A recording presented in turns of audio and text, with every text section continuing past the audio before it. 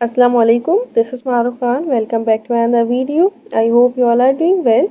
तो इस वीडियो में कॉलेज के आदमजी गवर्नमेंट साइंस कॉलेज के एमसीक्यू सॉल्व करेंगे। गवर्नमेंट साइंस कॉलेज के प्रीलिम्स पेपर बहुत मोस्ट इंपॉर्टेंट होते हैं, आप ज़रूर इनको सॉल्व करिएगा। नंबर 1 है the most abundant component of urine is urea, water, ammonia and uric acid. तो इसका करेक्ट ऑप्शन वाटर होगा, बी होगा। Most abundant component of urine is water, correct option is B. MCQ number 2 है monoecious animals are. So monoecious animals वो individual होते हैं, वो species होती है जिसमें मेल एंड फीमेल दोनों सेक्सेस प्रेजेंट होते हैं, उसको हम कहते हैं हर्माफ्रोडाइट। सो करेक्ट ऑप्शन यहाँ पे बी होगा। नंबर 3 है an indentation in the surface of a kidney, spleen or other organ where blood vessels, duct, nerve, fiber etc. enter or leave it।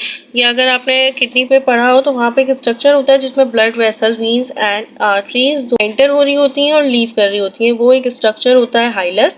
तो करेक्ट ऑप्शन यहाँ पे D होगा। ये भी वही कहा हुआ है कि ब्लड वेसल, डग, नर्व, फाइबर एंटर और लीव हो रही होती है, एक स्ट्रक्चर है वो हाइलस होता है। एमसीक्यू नंबर 4 है during sufficient water supply secretion of this hormone is inhibited. अगर आपने पढ़ा हो किडनी में कलेक्टिंग डक्ट में एडीएच वेसोप्रेसिन जिसको हम कहते हैं वो काम करता है और उसका काम क्या होता है, वाटर को रीएब्जॉर्ब कर लेना। अब जब सफिशिएंट वाटर सप्लाई हो रही होगी तो एडीएच को क्या ज़रूरत है कि वो वाटर को एब्जॉर्ब ही करता रहे, रीअब्जॉर्प्शन का काम ही करता रहे।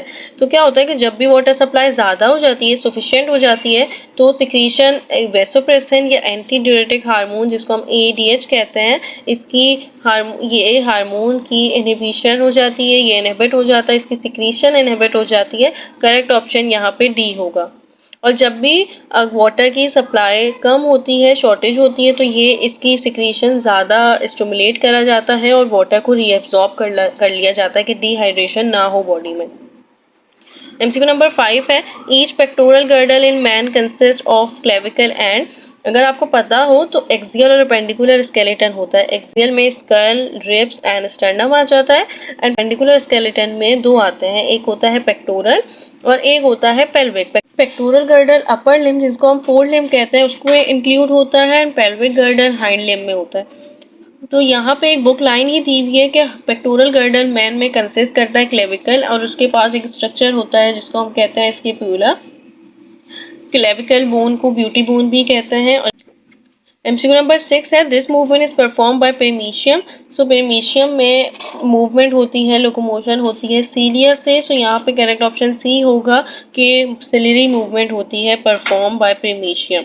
एमसीक्यू नंबर 7 है axon of a neuron originates from Nissl substances, node of Ranvier, hillock and dendrites. So ये axon of a neuron originate होता है एक pyramid like area of soma जिसको हम कहते हैं एक्सॉन हिलॉक। करेक्ट ऑप्शन यहाँ पे सी होगा। MCQ number 8 these nerves control voluntary activities, parasympathetic, somatic, sympathetic and none. दो तरीके के नर्वस सिस्टम होते हैं, एक होता है सोमैटिक नर्वस सिस्टम और एक होता है autonomic nervous system. Autonomic nervous system control करता है इनवॉलेंट्री एक्टिविटीज। डिवाइड होता है टू नर्वस सिस्टम में, ऑटोनॉमिक नर्वस सिस्टम, सिम्पैथिक और पैरासिम्पैथिक नर्वस सिस्टम। यहाँ पे कंट्रोल का है वॉलेंट्री एक्टिविटीज, तो वो सोमैटिक नर्वस सिस्टम होता है जो रिलेट करता है स्केलेटल मसल से, वॉलेंट्री एक्टिविटीज से। करेक्ट ऑप्शन यहाँ पे बी होगा। नंबर 9 है collagen fibres of bone are harden by the deposition of. So collagen fibres of bone hard होते हैं by the deposition of calcium phosphate. Correct option यहाँ पे बी होगा। MCQ number 10 microcephaly is caused by. So malnutrition, genetic order, bacteria and fungi. So microcephaly एक genetic disorder है, ये cause भी होता है जेनेटिकली। करेक्ट ऑप्शन यहाँ पे बी होगा। MCQ number 11 notochordal plate is develop from. So notochordal plate develop होती है फ्रॉम मेसोडर्म। करेक्ट ऑप्शन यहाँ पे सी होगा। एमसीक्यू नंबर 12 है ozone layer depletion is being caused by carbon dioxide, argon, carbon monoxide and chlorine. So ozone layer depletion being caused होती है chlorine से। Chlorine का एक एटम रिएक्ट करता है 1 लाख मॉलिक्यूल्स ऑफ ओजोन से और फिर ओजोन को कन्वर्ट कर देता है ऑक्सीजन से और देन ओजोन की लेयर को डिप्लीट कर देता है और अल्ट्रा वायलेट लाइट अर्थ पे आ सकती हैं और इससे स्किन कैंसर हो सकता है और दूसरे इफेक्ट्स भी, दूसरी बीमारियां लगती हैं ऑर्गेनिजम्स को इंक्लूडिंग मैन। सो ये होती है ozone layer depletion is being caused by chlorine. Correct option यहाँ पे डी होगा। एमसीक्यू नंबर 13 है amniocentesis is perform in this week of pregnancy 16 to 18 weeks. 8 to 10 weeks, 12 to 15 weeks and 15 to 17 weeks. Amniocentesis एक ऐसा diagnostic procedure है जिसमें fluid लिया जाता है जिसको हम कहते हैं एमनियोटिक सैक। ये मेम्ब्रेन होती है जो इंक्लोज करती है फीटस को in the uterus and then फिर क्या होता है कि small amount of amniotic fluid लिया जाता है और इसको एनालाइज किया जा सके कि कोई भी एबनॉर्मलिटी तो नहीं है फीटस में। डाउन सिंड्रोम और हीमोफीलिया, टेसेक डिजीज, ये सारी की सारी इससे हम एनालाइज कर सकते हैं और ये हमेशा परफॉर्म होता है 16 to 18 वीक्स ऑफ प्रेगनेंसी में। करेक्ट ऑप्शन ए होगा। एमसीक्यू नंबर 14 है the fertilization of an ovum takes place at. So fertilization of an ovum takes place होती है फैलोपियन ट्यूब में, या जिसको हम ओविडक्ट भी कहते हैं और इसी को हम यूट्राइन ट्यूब भी कहते हैं। यहाँ पे ऑप्शन डी करेक्ट होगा। और theory of germinal continuity was written by, ये वेस्टमैन ने लिखी थी और ये सोमैटिक और जंप सेल पे डिपेंड करती है। करेक्ट ऑप्शन यहाँ पे बी होगा।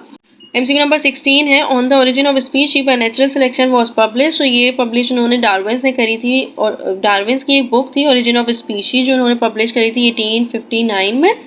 इन्होंने इस पे थ्योरी ऑफ ऑर्गेनिक इवोल्यूशन दी थी जो बेस करती थी नेचुरल सिलेक्शन में, इसलिए इसको थ्योरी ऑफ नेचुरल सिलेक्शन भी कहते हैं। करेक्ट ऑप्शन यहाँ पे डी होगा। 17 है which muscles get fatigue very soon. Skeletal muscles, cardiac muscle, smooth muscles. यहाँ पे कार्डिक मसल्स, स्मूथ मसल नहीं हो सकता है। जो हमारे पास बोन्स पे होते हैं मसल्स वो स्केलेटल मसल्स होते हैं एंड ये फटीग वेरी सून होता है। कोई भी हम ज़्यादा हैवी कोई चीज़ ही उठा लें तो हमारे मसल्स फटीग हो जाते हैं और ये मसल्स की ही प्रॉपर्टी होती है फटीग होना। करेक्ट ऑप्शन यहाँ पे ए होगा। Nitrogenous waste products are produce mainly by the catabolism of carbohydrates, protein, fats and vitamin. Nitrogenous waste form होता है from the metabolism of protein in the liver.